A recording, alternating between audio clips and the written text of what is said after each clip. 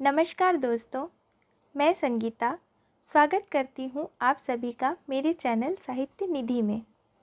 दोस्तों, आज मैं लेकर आई हूँ मन्नू भंडारी जी की ही एक और कहानी, रानी माँ का चबूतरा। आइए सुनते हैं आज की कहानी। आज रात को जब चबूतरे पर बैठक लगी तो औरतों की चर्चा का विषय पूर्णिमा को होने वाला आयोजन था।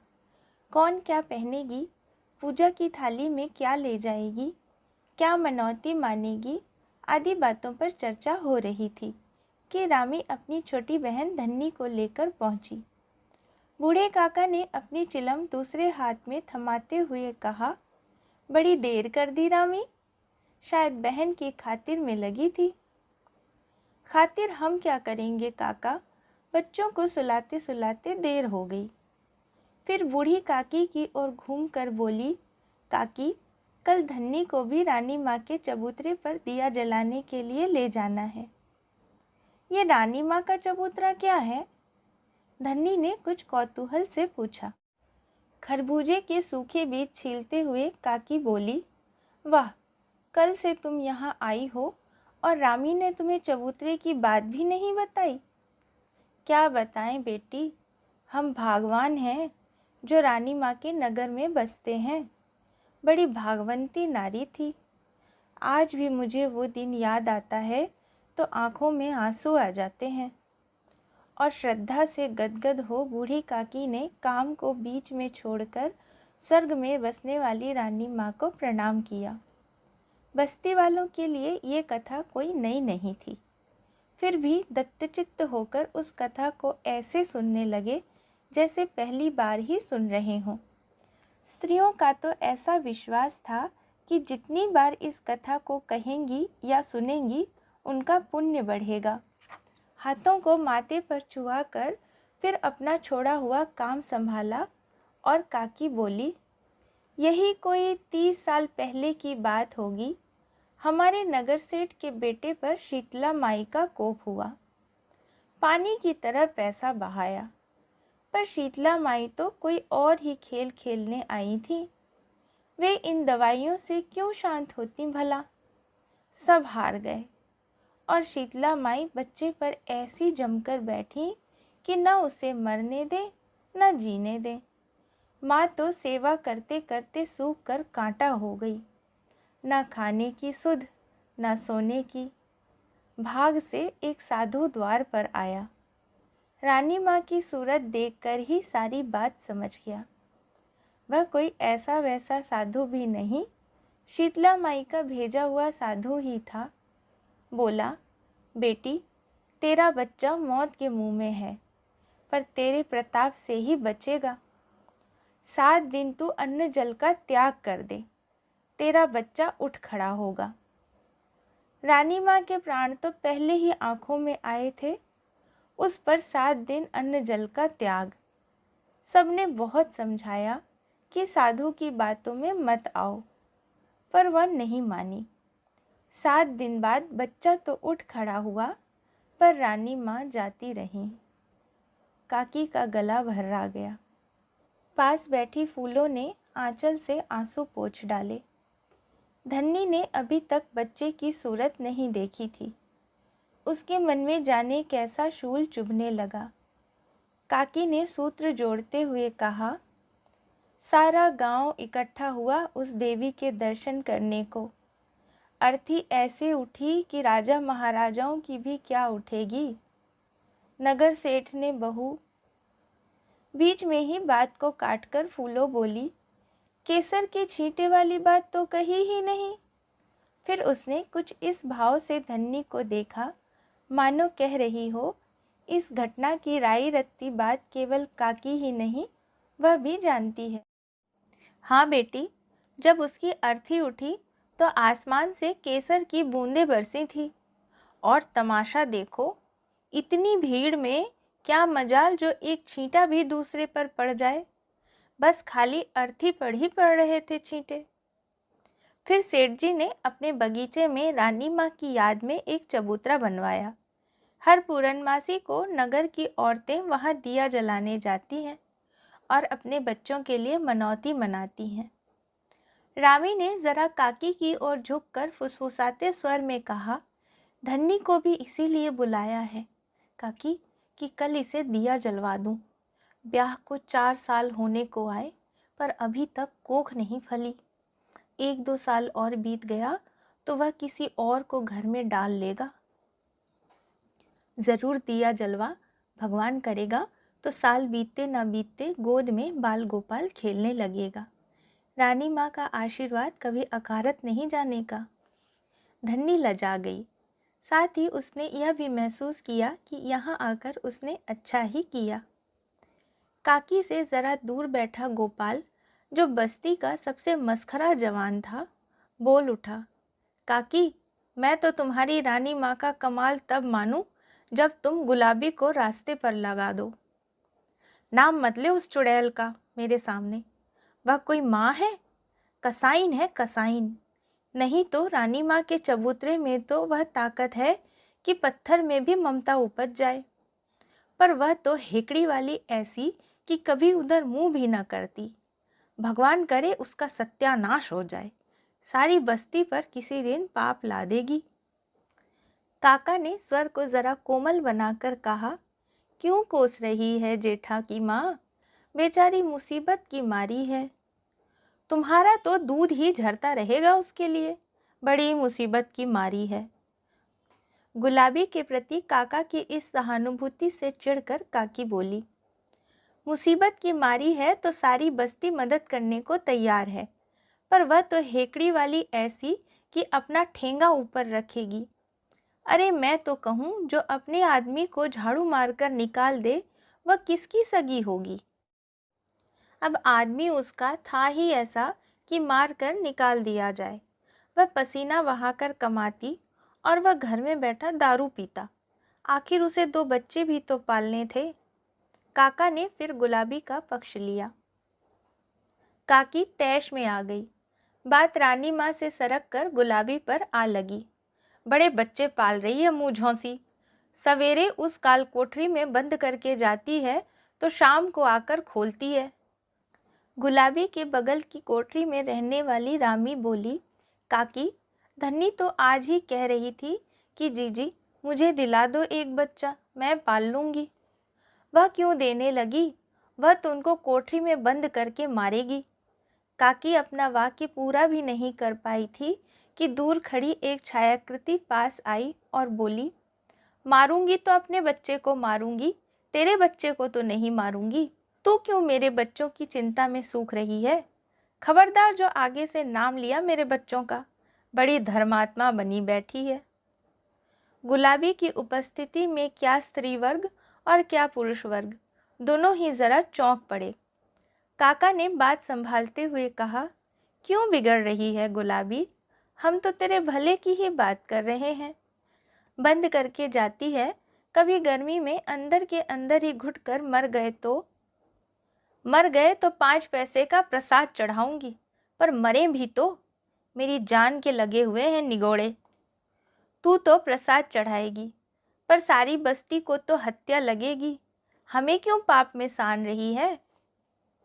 आहा, बड़े आए बस्ती वाले। पहले कोठरी खोलकर जाती थी तो मेरा छोरा सरकते सरकते मोरी में आकर गिर गया, किसी ने उठाया तक नहीं। बड़े अपने बनते हैं। छोरा भी तो जाने किस माटी का बना हुआ है, सारे दिन मोरी के कीचड़ में सड़ता रहा पर मरा नहीं।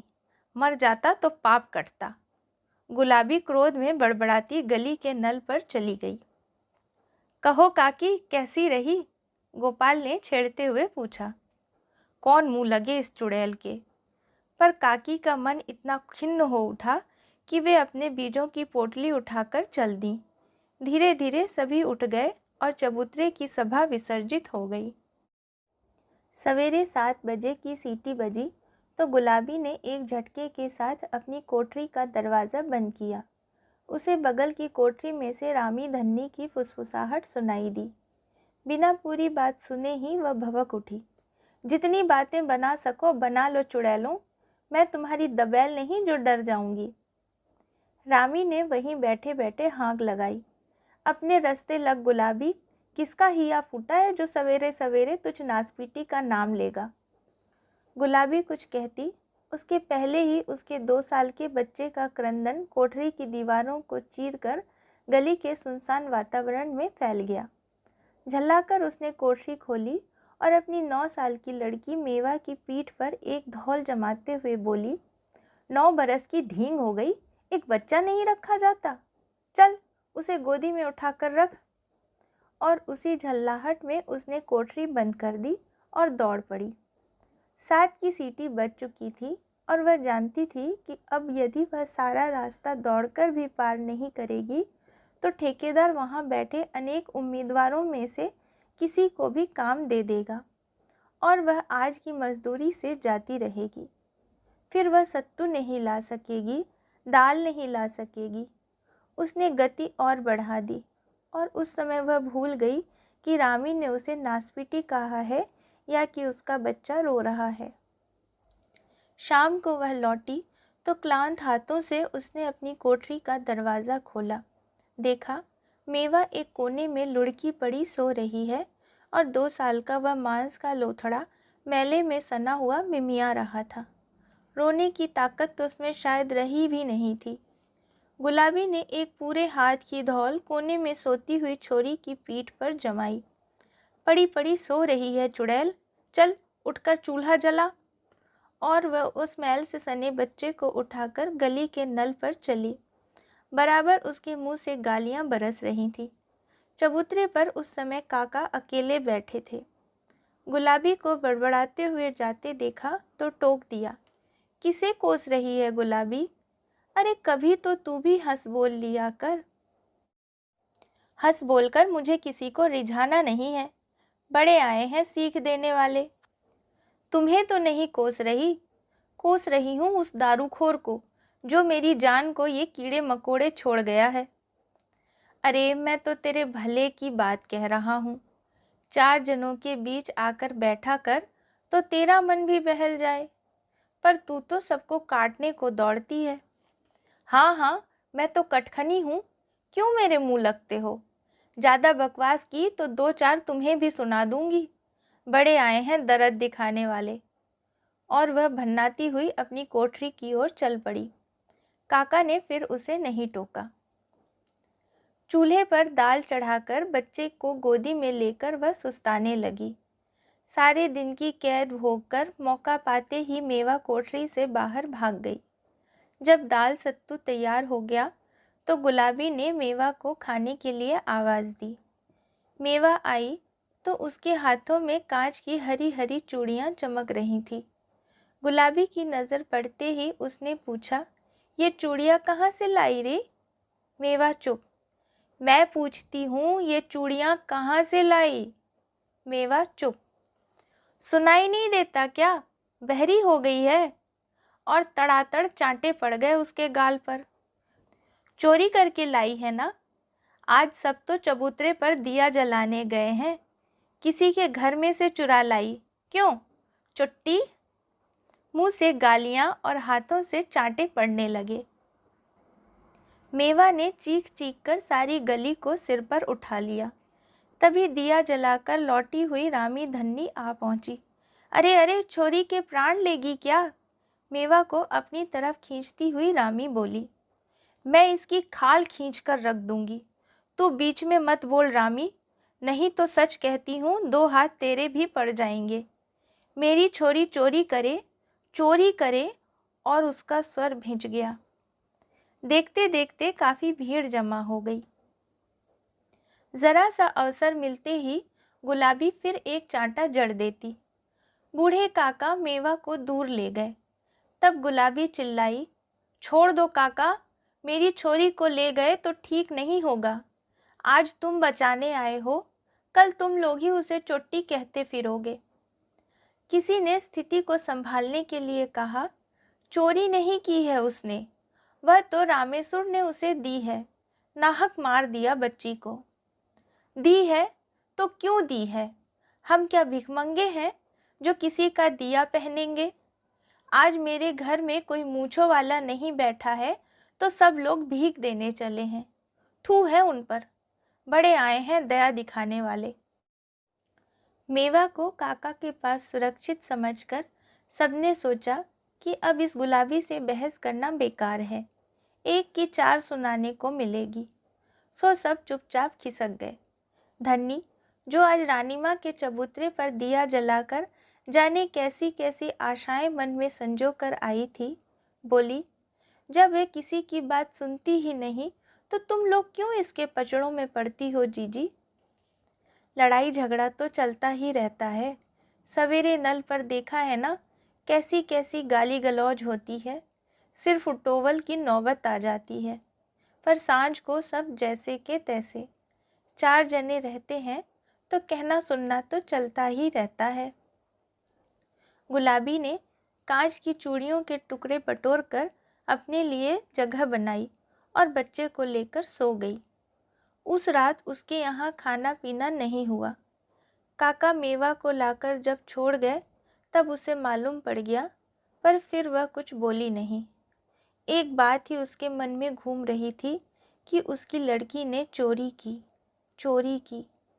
पिछले 2 दिनों से चबूतरे की बैठक का विषय है सरकार की ओर से खोला हुआ शिशु सुरक्षा केंद्र। काका ने कहा, भगवान भला करे इस सरकार का।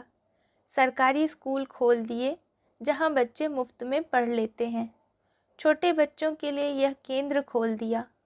अब औरतें भले ही काम करें, 5 रुपये महीने में दवाई दारू भी कर देते हैं।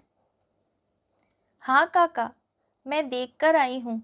छोटे छोटे पालने बने हैं, ढेर सारे खिलौने हैं, दाइयाँ हैं। बच्चों को शीशी से दूध पिलाया जाता है, पालनों में सुलाया जाता है, बड़े आराम से रखते हैं। धन्नी ने सोचा, उसको बच्चा होगा तब वह यहीं आकर रह जाएगी। उसके गांव में तो ऐसा होगा नहीं। अपने बच्चे को पालने में सुलाने और शीशी से दूध पिलाने का सपना उसकी आंखों में साकार होने लगा। गोपाल बोला, गुलाबी से कहा काका कि अपने बच्चे को वहां भर्ती करवा दे। तू ही कहना, बड़ा आया है गुलाबी का हितू। याद नहीं है जब मेवा को स्कूल में डालने को कहा था तो कैसी गुर्राई थी? तुम लोग तो बावलों जैसी बातें करते हो। मेवा को वह स्कूल में डाल देती तो उसके छोरे को कौन रखता? तो अच्छी तरह मना करती, वह तो बस काटने को दौड़ती है। अरे धीरे बोल काकी, नहीं तो कहीं से निकलकर बम गिराने लगेगी। जब उसकी बात करो तभी टपक पड़ती है। पर उस दिन गुलाबी नहीं टपकी। दूसरे दिन जब चबूतरे पर बैठक लगी तब भी इसी तरह की चर्चा चल रही थी। गुलाबी अपनी लड़की मेवा को ढूंढती हुई आई तो काका ने बात चलाई। अरे गुलाबी, देख, तेरे छोरे के लिए सरकार ने केंद्र खोल दिया है, वहाँ नाम लिखा दे अपने बच्चे का। सरकार मेरी कसम है ना, जो केंद्र खोल देगी मेरे लिए। ये सब तो पैसे वालों के चोंचले हैं। मेरा कौन मर्द कमाने वाला बैठा है जो 5 रुपए दे दिया करेगा। बस्ती वाले चंदा कर देंगे री, तू जाकर नाम तो लिखा आ। किसी के दान पुण्य पर पलने वाली नहीं है गुलाबी, थूकती है तुम्हारी चंदे पर। और अपनी लड़की को घसीटती हुई गुलाबी वहां से चली गई। लो खाओ लड्डू, काकी ने चिढ़ते हुए कहा। बिना गुलाबी से 2-4 झिड़कियां सुने इन्हें चैन नहीं। आज रामी नहीं आई? बात का प्रसंग बदलने के लिए काका ने पूछा। धन्नी को विदा करने गई है। और इधर उधर की बातें करके सभा समाप्त हुई। दूसरे दिन गुलाबी ने उठकर अपनी कोठरी की दीवार पर लगाए हुए सुरक्षा केंद्र के विज्ञापन को फाड़ फेंका। जहाँ कहीं भी उसे विज्ञापन दिखाई देता वह उसे फाड़ डालती। लोग देखते तो हंसते। भरी दोपहरी में गुलाबी रेत की तगाड़ियाँ उठा उठाकर पकड़ा रही थी। कुछ औरतें एक देहाती गीत गा रही थीं और छत कूट रही थी। ठेकेदार रह रहकर कुछ आदेश देता जा रहा था। गुलाबी का सारा ध्यान अपने काम में था। पर अचानक ठेकेदार का स्वर उसके कान में पड़ा। पूरी बात तो वह नहीं सुन पाई, बस इतना सुनी इसी तरह तो ज़रा से आंधी पानी से घरों की छतें टूट जाती हैं। ज़रा अच्छी तरह उसने आसमान की तरफ देखा, कहीं बादल नहीं थे। फिर भी उसका हाथ रुक गया और उसके सामने उसकी कोठरी की टूटी फूटी छत घूम गई। यदि किसी दिन छत गिर जाए तो? हाथ चला ना, कड़क कर बगल वाली औरत ने कहा। वह कब से रेत की तगाड़ी लिए खड़ी थी। एकाएक गुलाबी को होश आया। चला तो रही हूँ, कौन तेरे बाप की नौकर हूँ जो हुक्म चला रही है। शाम को गुलाबी जब घर लौटी तो ठेकेदार से थोड़ी सी सीमेंट और चूना मांग लाई। खा पीकर जब सब सो गए, गुलाबी के घर से खटर पटर की आवाज़ शुरू हुई। गली में सोए हुए गोपाल ने पूछा, आधी रात को क्या कर रही है गुलाबी? तेरी कब्र खोद रही हूँ। जाने कैसे लोग हैं इस बस्ती के कि गुलाबी के काम में टांग अड़ाए बिना इन ससुरों की रोटी हजम नहीं होती। मर चुड़ैल। और गोपाल सो गया। उस दिन सारी रात कोठरी में कुछ न कुछ काम होता ही रहा। दूसरे दिन रामी ने आकर चबूतरे की बैठक पर सूचना दी कि गुलाबी काम से लौटी, खाया पिया और फिर बच्चों को बंद करके कहीं चली गई। जब रामी ने पूछा तो गुर्रा कर बोली, जा रही हूँ अपने खसम से याराना करने, तू भी चलेगी क्या? साथ ही रामी ने यह भी बताया कि इस बात को घंटा भर हो गया है, पर अभी तक गुलाबी नहीं लौटी। बच्चे दोनों बंद पड़े हैं। कुछ कौतूहल और कुछ उपेक्षा मिश्रित क्रोध से सारी बैठक गूंजने लगी। क्यों गई? कहाँ गई? इस तरह तो बच्चे मर जाएंगे। ये कैसी माँ है? आदि अनेक बातें उठी और ख़त्म हो गई। जानने की इच्छा सबके मन में थी, पर किसी में साहस नहीं था कि आने पर उससे पूछ सके। गुलाबी का यह क्रम जब दैनिक हो गया, तब तो कौतूहल का निवारण परम आवश्यक हो गया। बिना उस बात को जाने सबका जीना दुभर हो गया। काका ने अनुमान से कहा, कहीं चौका बर्तन का काम करने जाती होगी, और कहाँ जाएगी बेचारी। तुम्हारे लिए होगी बेचारी, काकी ने गुर्राते हुए कहा। हत्यारिन कहीं की, क्यों जाती है चौका बर्तन करने? मजदूरी में क्या गुजर नहीं होती? मुझे तो इसके लक्षण अच्छे नहीं लगते। बच्चों की जान ले लेकर धन कमाएगी। क्यों परनिंदा करती हो, उसकी वह जाने। बाहर से आते हुए गोपाल ने कहा, काकी चलो तुम्हें सिनेमा दिखा लाऊं। पर काकी को इस समय मजाक नहीं भाया। वह गुलाबी की ही बात सोच रही थी। उसने धीरे से रामी से कहा, तू तो उसकी पास वाली कोठरी में रहती है, ज़रा नज़र रखा करना उधर। 10-12 दिन हो गए और ये पता नहीं लगा कि आखिर वह चुड़ैल बच्चों को बंद करके जाती कहाँ है। कोशिश तो करती हूँ काकी, पर पता ही नहीं लगता। एक दिन तो मन हुआ कि पीछे पीछे जाऊं, पर उस मुँहझौंसी का क्या भरोसा, पलट कर हाथ ही चला दे। 15 दिन और बीत गए, पर कोई नहीं जान सका कि गुलाबी कहाँ जाती है। कुछ तो रहस्य का उद्घाटन न होने के कारण और कुछ बच्चों की यातना देखकर सबका आक्रोश बढ़ता जा रहा था, पर गुलाबी से पूछने का साहस किसी को नहीं होता।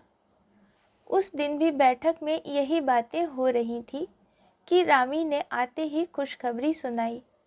देखा काकी, रानी माँ के चबूतरे पर जलाया दिया कभी अकारथ नहीं जा सकता। धन्नी के गांव से चिट्ठी आई है, उसका बांझपन आखिर दूर हुआ। काकी ने श्रद्धावश रानी माँ के आगे हाथ जोड़ दिए। गोपाल जब भी काकी को इस मुद्रा में देखता है, मजाक करने के लिए उसका मन मचलने लगता है। बोला, काकी सारी बस्ती पर तेरा इतना रौब है तो गुलाबी से दिया नहीं जलवा सकती। कल पूनो है, दिया जलवा दे तो तेरा रौब मानूं। वह जाए ही नहीं तो मैं क्या करूं? झल्ला कर काकी ने कहा। तू कहे तो मैं कंधे पर उठाकर ले जाऊं? हंसते हुए गोपाल ने कहा। जाने कब से गुलाबी वहाँ खड़ी थी। ये बात सुनी तो आग बरसाने लगी। आया है बड़ा गुलाबी को ले जाने वाला, हाथ तो लगा कर देख, असल मर्द का बच्चा हो तो आ जाना कल। फिर औरतों को लक्ष्य करके बोली, तुम ही माँ बन बन कर लाड़ लड़ाओ अपने बच्चों को और दिया जलाओ चबूतरे पर। मैं तो कसाईन हूँ, हत्यारिन हूँ। जब ये नाशपीटे मर जाएंगे उस दिन इकट्ठा ही दिया जलाऊंगी। बड़ी सब गुलाबी की चिंता कर कर के मरी जा रही हैं चुड़ैल। और वह अंधेरे में ही गायब हो गई। दूसरे दिन जब सब घरों में चबूतरे पर जाने की तैयारियां हो रही थी, गुलाबी अपनी कोठरी में बैठकर बच्चों के लिए सत्तू घोल रही थी। सत्तू घोलकर उसने मेवा के सामने सरका दिया। मेवा ने पूछा, तू क्या खाएगी? मुझे भूख नहीं है, चुपचाप खा ले। कल भी तो तूने कुछ नहीं खाया था माँ। कह रही हूँ खा ले चुपचाप, सो नहीं होता, जीभ लड़ाई जा रही है बैठी बैठी। तू तो आजकल जरा सी ही सत्तू लाती है माँ, अपने लिए नहीं लाती। गुलाबी ने आंसू भरी आंखों से मेवा की ओर देखा और खींचकर उसे अपनी छाती से चिपका लिया। दोनों बच्चे जब खाना पीना समाप्त कर चुके तो गुलाबी ने हंडिया से पैसे निकाले, बड़ी सावधानी से उन्हें आंचल में बांधा और जैसे ही मुड़ी तो देखा रामी दरवाजे पर खड़ी उधर ही देख रही है। बिना एक शब्द बोले उसने दरवाज़ा बंद किया और चली गई। जब सब औरतें वहां इकट्ठा हो गईं तो रामी बोली, दैया रे, आज गुलाबी ढेर सारे पैसे आंचल में बांध कर गई है, वापस लौट आए तो समझना। पैसे बांध कर? हाँ हाँ, मैंने अपनी आँखों से देखा है। मुझे तो लगता है चौका बर्तन की आड़ में कोई और ही लीला चल रही है। कौन उस पर नियत बिगाड़ेगा, सूखा छुआरा तो है। मर्दों का कोई भरोसा नहीं, जो न कर गुजरे सो थोड़ा। रामी मुस्कुराई। जब दिया जलाकर औरतें लौटी तो देखा कि गुलाबी की कोठरी वैसे ही बंद थी। जल्दी जल्दी कपड़े उतारकर चबूतरे पर बैठक हुई। सारी बातें बढ़ा चढ़ाकर बताई गईं। रोज़ कब तक लौट आती थी? काका ने पूछा। इस समय तक तो लौट आती थी, रामी ने कहा। आज तो वह नहीं लौटने की। सारी बस्ती का काला मुंह कर गई चुड़ैल। उसके बच्चों को कौन पालेगा अब? चूल्हे में जाएं उसके बच्चे। माँ होकर जब उसे ही दर्द नहीं आया तो हमें ही क्या पड़ी है। गोपाल ने कहा, चाहे जो भी खर्च हो जाए, कल ही जाकर रानी माँ के चबूतरे के पास ही गुलाबी का एक चबूतरा बनवाऊंगा। जब वहाँ दिया जलाने जाओ तो लगे हाथ ही गिन गिन कर 10 जूते इसके चबूतरे पर भी मार आना। तभी काका ने सबका ध्यान गली के मोड़ की ओर खींचा। चांदनी के प्रकाश में सबने देखा कि गली के ही 2 आदमी गुलाबी के अचेत शरीर को उठाकर ला रहे हैं। चबूतरे की सारी भीड़ उस ओर दौड़ पड़ी। क्या हुआ? कहाँ थी? बेहोश कैसे हो गई? कई प्रश्नों की झड़ी सी लग गई। सबको वहीं छोड़कर काकी और रामी ने उसके अचेत शरीर को संभाला और रामी की कोठरी में लिटा दिया। काका अंदर आ गए, बाकी भीड़ को बाहर ही रखा। पानी के छींटे डालो और हवा करो, काका ने कहा। रामी उठकर पानी लाई और काकी हवा करने लगी। उसका आंचल हटाया तो बोली, हाय राम, इसका पेट तो पीठ से चिपक रहा है। लगता है मानो 2-3 दिन से कुछ खाया ही नहीं। रामी, थोड़ा सत्तू तो घोल कर ला। देख रही हो, काका ने अपनी नज़र गुलाबी के सूखे मुरझाए चेहरे पर टिकाए हुए कहा।